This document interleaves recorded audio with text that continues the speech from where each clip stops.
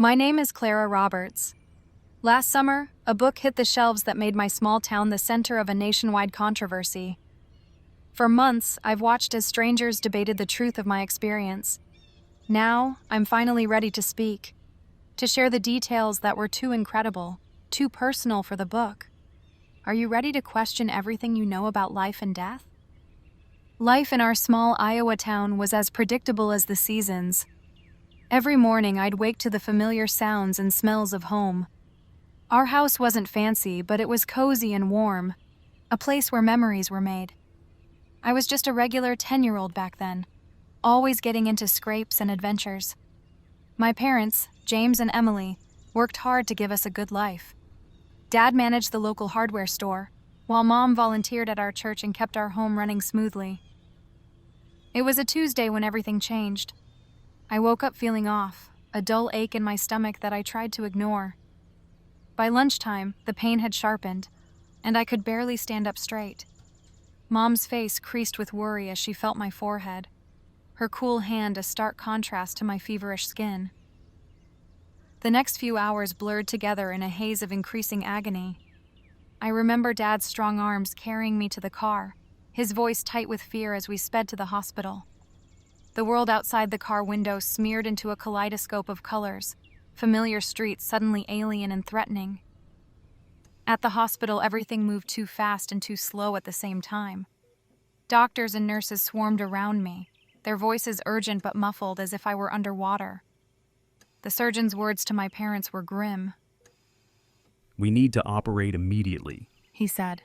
"but I have to warn you, her condition is critical. We'll do everything we can, but you should prepare yourselves." The last thing I remember before they wheeled me into surgery was my mom's tear-stained face as she kissed my forehead, whispering prayers I couldn't quite hear. Then the world faded to black, and I slipped away into a place beyond pain, beyond fear, a place I never expected to see. When I opened my eyes again, everything had changed. The stark white hospital room came into focus slowly. My parents were there, their faces etched with a mix of relief and something else. Wonder, maybe, or disbelief. I tried to speak, but my throat was dry and raw. Mom leaned in close, her eyes shining with tears. "Clara, honey, She said softly. you're okay. You made it." I nodded weakly, still struggling to find my voice. When I finally managed to speak, the words that came out surprised even me. "Mom," I whispered. "I saw the most beautiful place, and I met someone there. Someone we lost." The look that passed between my parents in that moment was one I'll never forget. It was the beginning of a journey none of us could have imagined. A journey that would challenge everything we thought we knew about life, death, and what lies beyond. As the fog of anesthesia lifted, I found myself caught between two worlds, the sterile hospital room and the radiant place I'd just left behind. My parents' relief at my recovery was evident, but their expressions quickly shifted as I began to speak. The words tumbled out of me in a jumbled rush, fragments of memories that seemed too vivid to be mere dreams. I described a light that enveloped me, warm and comforting, unlike anything I'd ever seen.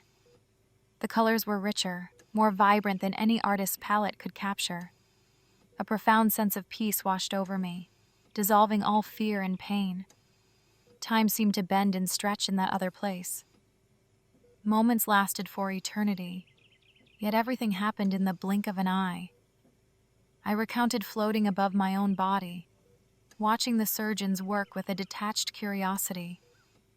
The memory of it sent a shiver down my spine, but not from fear. Rather, from the lingering touch of something greater than myself. As I continued to speak, my mother's hand tightened around mine. I could feel her pulse quicken, see the mix of wonder and apprehension in her eyes. My father stood at the foot of the bed, his face an unreadable mask, but I noticed his knuckles turning white as he gripped the metal frame. In that moment, suspended between my extraordinary experience and the reality of the hospital room, I realized that I had begun a journey of my own. The place I had visited, a realm of indescribable beauty and peace, was what people called heaven, and my brief glimpse into that world would change my life in ways I couldn't yet fathom. As the full impact of my words settled over the room, I could see my parents grappling with the implications.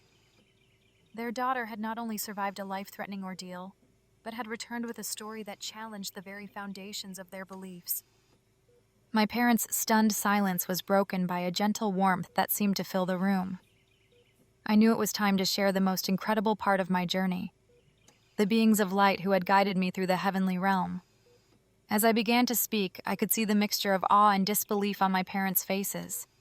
I tried to explain how these celestial beings communicated without words, their thoughts and emotions flowing directly into my mind. It was a language of pure understanding, free from the limitations of human speech.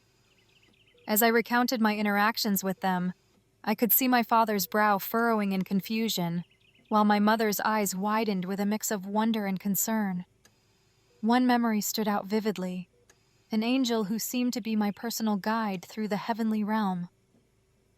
This being's light pulsed with a soft blue hue, and I felt an immediate connection, as if we had known each other for eternity.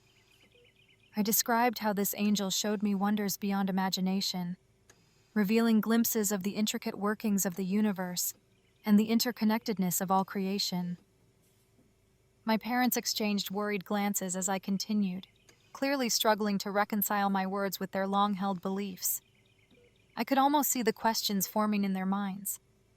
How could their 10-year-old daughter speak of such things? Was this a product of my imagination, fueled by the trauma of my near-death experience? But I pressed on, driven by an inexplicable need to share every detail. I spoke of how the angels moved through dimensions beyond our comprehension, their very essence seeming to bend the fabric of reality. I described witnessing acts of cosmic creation and the tending of souls both on Earth and beyond. The more I shared, the more I realized how inadequate human language was to capture the true nature of these beings. As my story unfolded, I noticed a shift in my parents' expressions. Their initial skepticism gave way to a cautious curiosity. My mother's hand found mine, squeezing gently as if to anchor herself to the familiar, while her mind grappled with the extraordinary. My father, usually so practical and grounded, leaned forward with an intensity I'd never seen before. I knew my words were challenging everything they thought they knew about angels and the afterlife. Yet, there was an undeniable ring of truth in my account that even they couldn't dismiss. The conviction in my voice, the vivid details I recalled. It was clear this was no ordinary childhood fantasy. As I finished describing my encounters with these celestial beings, a heavy silence fell over the room. The weight of my revelation seemed to press down on all of us. Then, in a voice barely above a whisper, my father asked, Clara, what else did you see in that place? I took a deep breath, feeling a mixture of excitement and trepidation. The memory of my journey beyond the angels, deeper into the heart of heaven itself, filled me with an indescribable sensation. As I began to speak again, I could feel the air in the room change, charged with the anticipation of even greater wonders to come. As I ventured deeper into the heart of heaven, a presence enveloped me, unlike anything I had ever known. It was as if pure love had taken form, radiating warmth and acceptance that penetrated to the very core of my being. In that moment, I knew without a doubt that I was in the presence of Jesus. This wasn't the Jesus I had seen in paintings or imagined from stories. Instead, I found myself face to face with a brilliance that defied description, intense yet gentle, inviting rather than blinding. As I basked in this presence, I felt known, truly, completely known. Every moment of my life, every thought, every fear, every joy was laid bare, yet there was no judgment, only a love so profound it left me breathless. Then, I heard my name resonating within my very soul. Clara, the voice called, filled with a tenderness that brought tears to my eyes. In that instant, I understood that this being knew me better than I knew myself. Every scraped knee, every whispered prayer, every secret hope. All were known and cherished. The communication that followed transcended words. Concepts and truths flowed into my mind, expanding my understanding in ways I'm still grappling with today. I saw glimpses of the intricate tapestry of existence, where every life is interconnected, every action rippling through time and space. As our exchange continued, a simple truth formed in my consciousness. Love is the foundation of all creation. It is the force that binds the universe together, the power that can heal wounds both seen and unseen. I wanted to stay in that embrace forever, but I understood that my time there was limited. I had a purpose to fulfill, a message to carry back to the world I had left behind. As the presence began to fade, and I felt myself being drawn back to my earthly body, one final impression seared itself into my soul, a promise that this divine presence was not confined to some far-off heavenly realm, but woven into the very fabric of our world, waiting to be recognized and embraced. As I looked into my parents' worried faces, I realized the enormity of the task before me. As I looked into my parents' eyes, I knew the moment had come to share the final piece of my heavenly journey. My heart raced as I searched for the right words. "Mom, Dad," I began softly. "When I was there, I met someone I've never known here on Earth, but who felt so familiar." My parents exchanged a quick glance, worry etched on their faces. The color drained from my mother's cheeks as she reached for my father's hand. "It was a girl," I continued, the memory vivid in my mind. "She told me she was my sister." My mother's free hand flew to her mouth, stifling a sob. My father's jaw clenched, his eyes glistening. I described the sister I had met, her honey blonde hair that curled at the ends, her nose that crinkled when she laughed. But it was the secrets she shared that truly shook my parents. "She told me about the little yellow dress," I said, watching as my mother's eyes widened. "The one you bought when you first found out you were pregnant. She said it's still in a box in the attic, wrapped in tissue paper." My father's hand trembled as he reached out to stroke my hair. Clara, He whispered. how could you possibly know about that? The floodgates opened, and my parents began to share the story they had kept hidden for so long. Years before I was born, they had experienced the heartbreak of a miscarriage. The loss had been so painful that they had never spoken of it, even to each other. As they spoke, I felt a mix of sadness and joy. Sadness for the sister I had never known, and for the pain my parents had carried. But joy, too, at the knowledge that she was safe and happy in that beautiful place beyond. In that moment, something shifted in our family dynamic. The walls of silence crumbled, replaced by a new openness and understanding. We were no longer just three. We were four, connected by love that transcended the boundaries between heaven and earth. As the sun began to set, casting a warm glow over our tear-stained faces, I realized that this revelation was just the beginning. We had a long journey ahead of us, one of healing and rediscovery. But for now, we held each other close, finding comfort in the knowledge that our family was whole in ways we had never imagined. The comfort we found in each other that evening was just the beginning. My revelation would spark a profound transformation in our family's spiritual life, challenging our long-held beliefs and opening doors to new understanding. In the days that followed my return from the hospital, our home became a crucible of faith and doubt. My parents, James and Emily, grappled with the implications of my experience.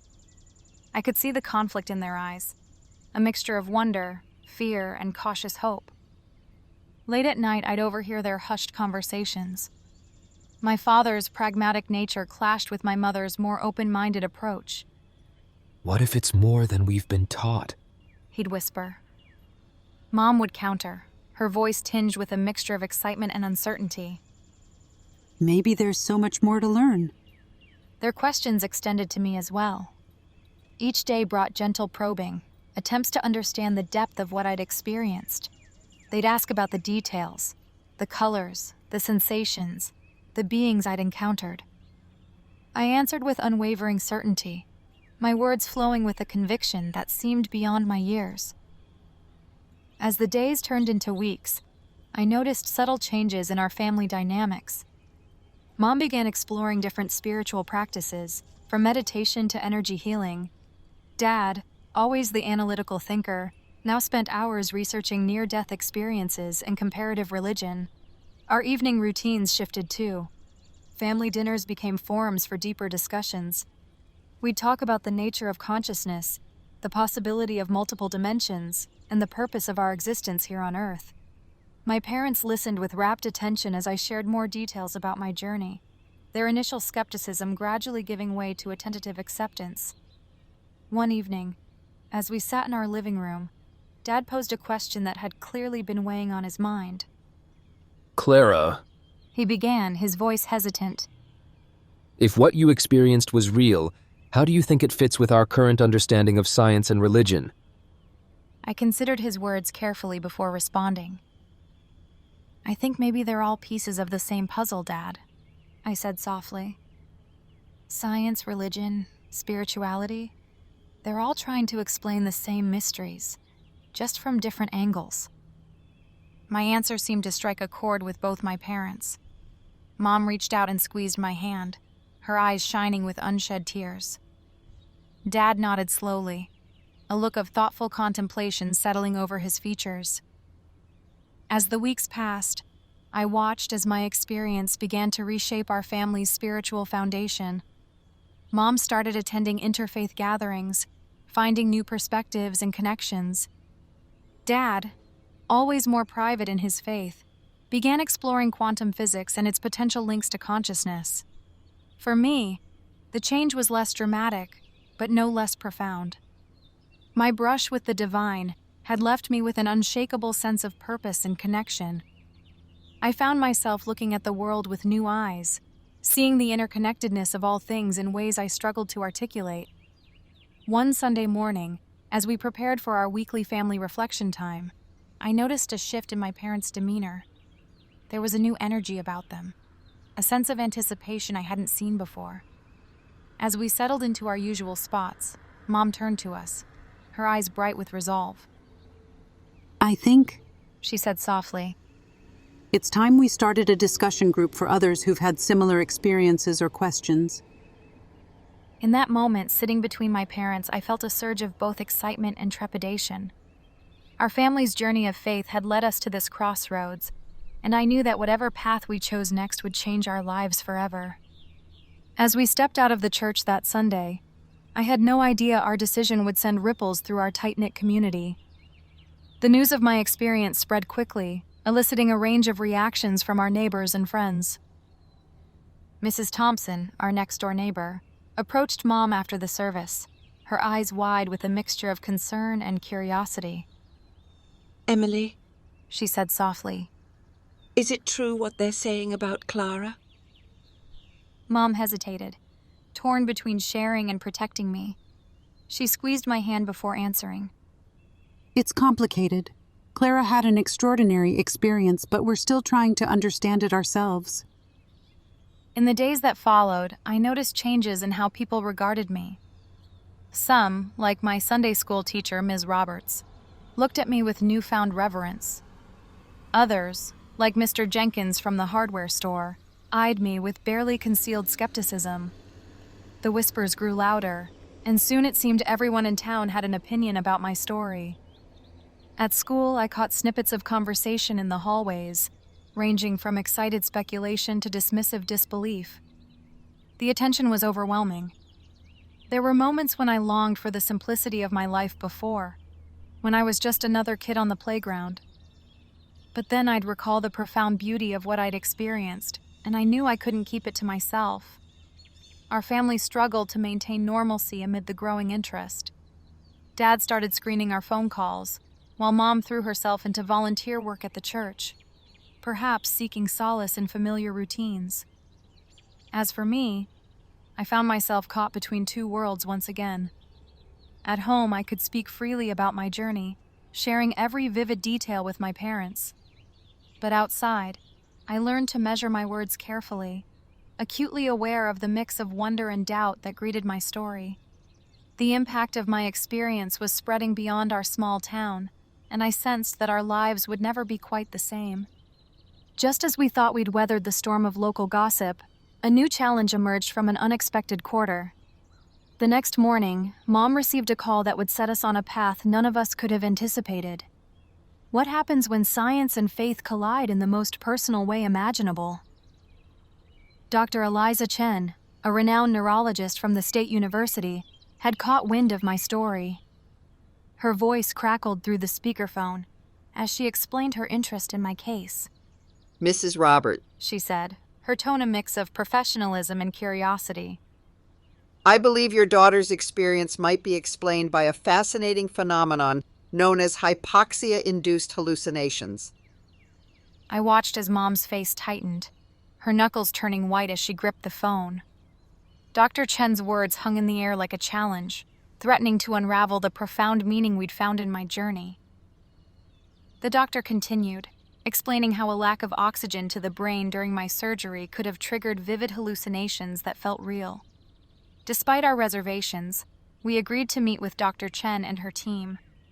The following week found us in a sterile examination room, surrounded by machines that beeped and hummed with an air of scientific authority. As I lay on the cold table, electrodes attached to my scalp, I couldn't help but feel a twinge of doubt. What if they were right? What if everything I'd experienced was nothing more than a trick of a dying brain? The tests seemed endless. MRI scans to map my brain activity, cognitive assessments to test my memory and perception, blood work to check for any lingering effects of my illness. Through it all, I clung to the vivid memories of my heavenly journey, determined not to let the clinical atmosphere dim their brilliance. As we waited for the results, our family found itself in emotional turmoil. Dad threw himself into research, poring over scientific papers on near-death experiences late into the night. Mom alternated between fierce defense of my experience and quiet moments of doubt, her prayers taking on a new urgency. For me, the days stretched on in a haze of uncertainty, each moment feeling like a test of my conviction. The day the results came in, we gathered in Dr. Chen's office, the air thick with anticipation. She spoke in measured tones, explaining how my brain scans showed patterns consistent with those who've experienced vivid hallucinations. It's quite common, She said, her eyes meeting mine with a mix of sympathy and scientific detachment. for the brain to create intense, lifelike experiences when under extreme stress. I felt a heaviness settle in my chest as Dr. Chen continued, offering explanations for the specific details of my experience. The tunnel of light? A result of retinal cells shutting down. The overwhelming feeling of love and acceptance. A flood of endorphins released by my brain in response to trauma. Even my encounter with my unknown sister was attributed to subconscious processing of overheard conversations and hidden family photos. As we left the hospital, the weight of scientific skepticism pressing down on us, I couldn't shake the feeling that something essential had been lost. The clinical explanations felt hollow compared to the profound beauty and love I'd experienced. Yet a small seed of doubt had been planted, whispering questions I wasn't sure how to answer. That evening, as we sat around our kitchen table, the silence between us was heavy with unspoken thoughts. We were at a crossroads, faced with a choice between embracing the comfort of scientific explanation or holding fast to the transformative power of faith. As I looked at my parents' troubled faces, I realized that our journey was far from over. The true test of our beliefs was only just beginning. As the weight of doubt pressed upon us, an unexpected source of strength emerged. My childlike faith stood firm against the tide of skepticism, challenging everything we thought we knew about innocence and wisdom. In the days following our meeting with Dr. Chen, I found myself at the center of a storm of questions. Adults probed and prodded at my experience, seeking to unravel its mysteries. Yet, as they presented their complex theories, I felt a deep sense of calm wash over me. My responses, simple and unadorned, seemed to catch them off guard. When asked about the possibility of hallucinations, I merely smiled and said, "But it felt more real than anything I've ever known." My unwavering certainty appeared to unsettle them, their adult minds struggling to reconcile my innocence with the profound nature of my claims. As time passed, I noticed a shift in the way people approached me. The initial skepticism gave way to a sort of cautious wonder. My ability to recall every detail of my experience with vivid clarity seemed to give them pause. I described the intricate patterns of light that danced around the angels and the overwhelming sense of love that permeated every moment. Each recollection was as fresh and clear as the day I returned from that other realm. My parents watched these interactions with a mixture of pride and concern. They saw how my simple faith seemed to disarm even the most ardent skeptics. Mom would often squeeze my hand after particularly intense questioning sessions, her eyes shining with a mixture of love and something I couldn't quite name. Perhaps a growing belief in the power of my experience. It was during one of these moments that we received an unexpected request. Dr. Laura Thompson, a renowned theologian from a prestigious divinity school, had heard about my story and wanted to interview me. The prospect of speaking with someone who had dedicated their life to understanding the divine both excited and intimidated me. As we prepared for Dr. Thompson's visit, I couldn't help but reflect on the journey that had brought us to this point. The pain of my illness, the wonder of my heavenly experience, and the challenges we had faced since my return. All of it seemed to be leading to something greater than we could have imagined. The day Dr. Thompson arrived, our small living room felt charged with anticipation. As she settled into the armchair across from me, her kind eyes met mine, and I felt a sense of calm settle over me. For the next few hours, we talked about my journey, her questions probing gently but deeply into the nature of what I had experienced. What struck me most was the way Dr. Thompson listened. Unlike those who had come before, she seemed to truly hear not just my words, but the emotion and conviction behind them. As our conversation drew to a close, she leaned back in her chair, a look of wonder on her face.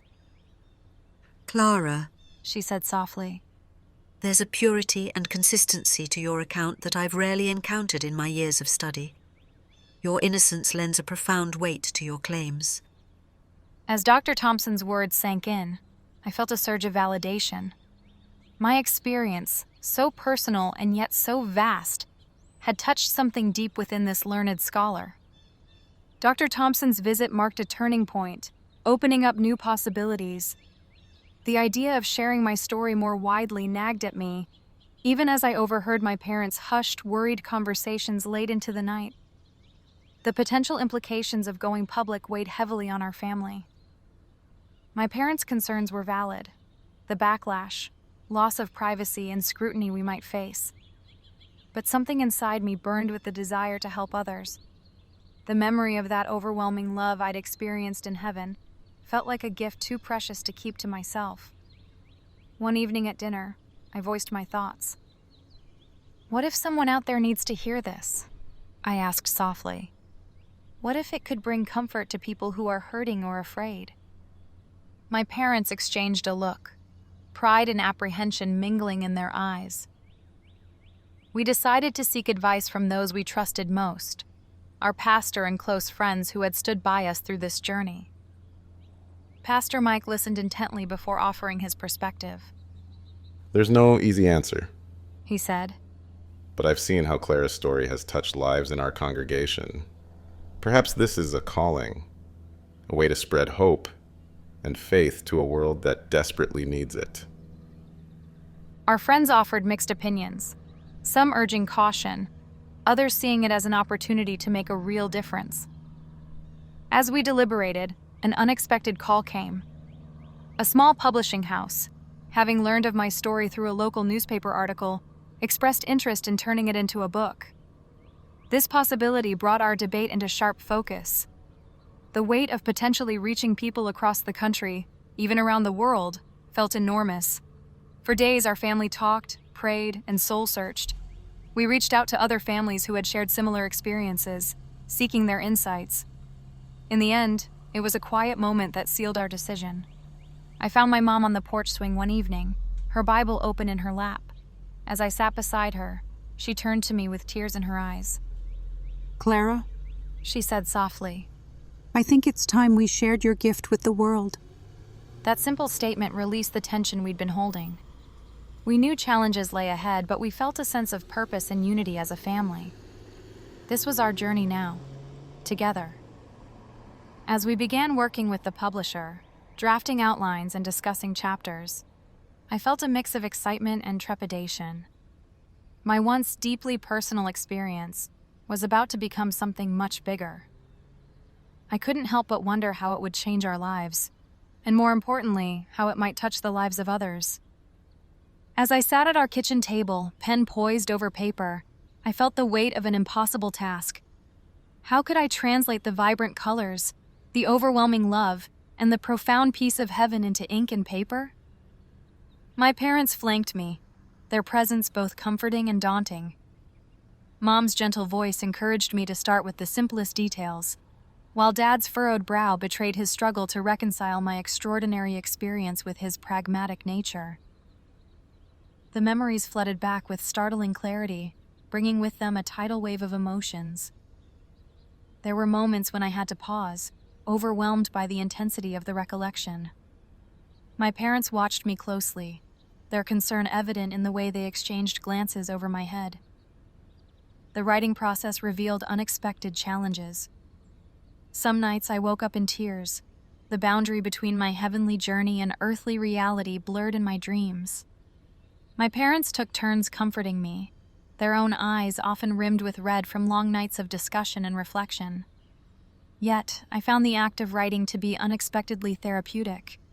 Putting my experience into words helped me process what had happened, making it feel more tangible and real.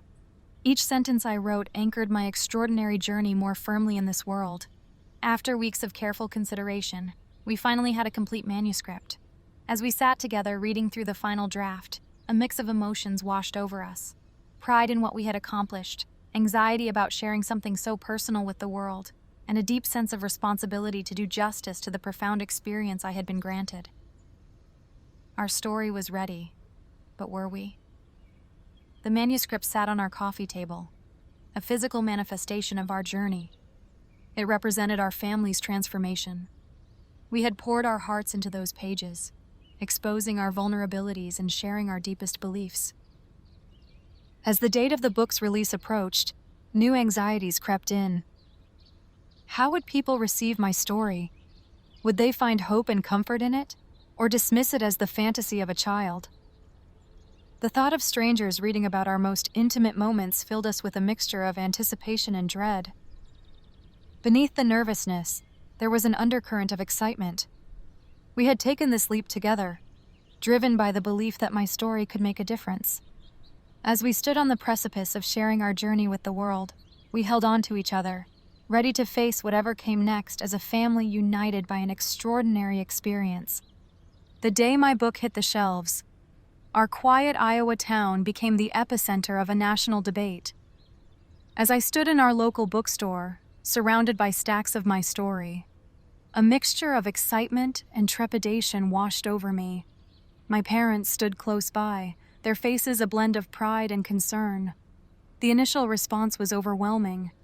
Within days, the first printing sold out, and our publisher scrambled to meet the growing demand. Readers from across the country shared their own experiences with loss, faith, and the hope of an afterlife. However, as quickly as the support poured in, so did the criticism. My story had struck a chord, dividing readers and media personalities alike. One morning, we woke to find our small house surrounded by news vans. Reporters jostled for position on our front lawn, their cameras trained on our door. My parents drew the curtains, creating a barrier between us and the outside world. We huddled in the living room, overwhelmed by the sudden intrusion of fame into our lives. The stark contrast in reactions left me feeling both elated and deeply unsettled. My parents did their best to shield me from the harshest criticism, but I could see the toll it was taking on them. Mom's smile became strained, and Dad's shoulders seemed to carry an invisible weight. Yet through it all, they stood by me, unwavering in their support. As the media frenzy continued, we received an unexpected call. A producer from a national talk show wanted to feature me as a guest. The prospect of sharing my story with millions of viewers was both thrilling and terrifying. As we discussed the opportunity, I couldn't help but wonder how my words would be received on such a large stage. Despite the controversy, I found solace in the quiet moments when I reflected on my heavenly journey. The memory of that all-encompassing love and peace remained a constant, grounding me amidst the chaos of newfound fame. In those moments, I was reminded of why we had chosen to share my story, to offer hope and comfort to those who needed it most. As we prepared for the talk show appearance, I realized that my experience had become something larger than myself. It had sparked conversations about faith, death, and the nature of reality across the nation. My account had become a gentle reminder that even in a world of skepticism and doubt, the pure faith of a child could still touch hearts and challenge perceptions. Yet, as I stood on the precipice of even greater exposure, I couldn't shake the feeling that this was just the beginning. The path ahead was uncertain, filled with both promise and peril. The letters arrived in waves, each carrying the weight of grief and hope. As I sifted through the envelopes, one stood out, its pale blue paper tear-stained and crumpled. The shaky handwriting belonged to a mother who had lost her young son. Her words painted a vivid picture of her boy, his infectious laughter, his passion for Lego structures, and his eyes lighting up when talking about space. As I read about his sudden illness and passing, her anguish washed over me. The responsibility of comforting so many grieving souls weighed heavily on my young shoulders. How could I, a child myself, offer solace to those experiencing such profound loss? Yet as I continued reading, I realized people found comfort in the simple, honest account of my experience. The vivid details of heaven, the overwhelming sense of love and peace, and the certainty that our loved ones were not truly gone. One evening, as I sat surrounded by letters, my mother gently placed her hand on my shoulder. Clara, She said softly. you don't have to carry this burden alone. We're here to help you. Her words gave me courage to consider responding personally to some letters, sharing more of the hope I had found in my journey. As I crafted my responses, I drew upon the memories etched in my mind with crystal clarity. I wrote of the radiant light emanating from every being in heaven, the indescribable colors, and the profound sense of belonging. With each letter, I felt I was extending a lifeline to those adrift in grief. The impact of these personal responses was beyond anything we could have imagined. Families wrote back, sharing how my words had brought them peace they thought impossible. Some spoke of renewed faith, others of a newfound ability to face each day with hope. The mother who had lost her son sent a photo of a small garden she had planted in his memory, inspired by my description of heaven's beauty. As our family reflected on the journey that had brought us to this point, we were struck by the far-reaching impact of my experience. What had begun as a deeply personal encounter had become a source of comfort for countless others. The weight of this realization settled over us, a mix of humility and awe at how my story had touched so many lives. Yet, even as we marveled at the unexpected turns our path had taken, I couldn't shake the feeling that there was still more to come. The letters continued to arrive, each one a reminder of the power of hope in the face of loss. As I looked at my parents' faces, I saw a mixture of pride and concern, and I knew that our journey was far from over. As I stand on the cusp of adulthood, 6 years after my journey to heaven, I find myself reflecting on how that singular experience has forever altered the fabric of our family. The kitchen table has become the heart of our ongoing spiritual dialogue. My parents, James and Emily, sit across from me, their faces etched with lines that speak of both joy and worry. "It's still so vivid," I tell them, my voice soft with reverence. "The colors, the light, the overwhelming sense of love. It's as clear now as it was then." My father nods, his expression thoughtful. He's come a long way from the skeptical hardware store manager who once struggled to reconcile my experience with his practical worldview. My mother reaches across the table, her hand warm as it covers mine. Your story changed everything for us, Clara. She says, her voice thick with emotion. It's like we've been given a glimpse behind the curtain of reality. As we talk, I'm struck by how much our family dynamic has shifted.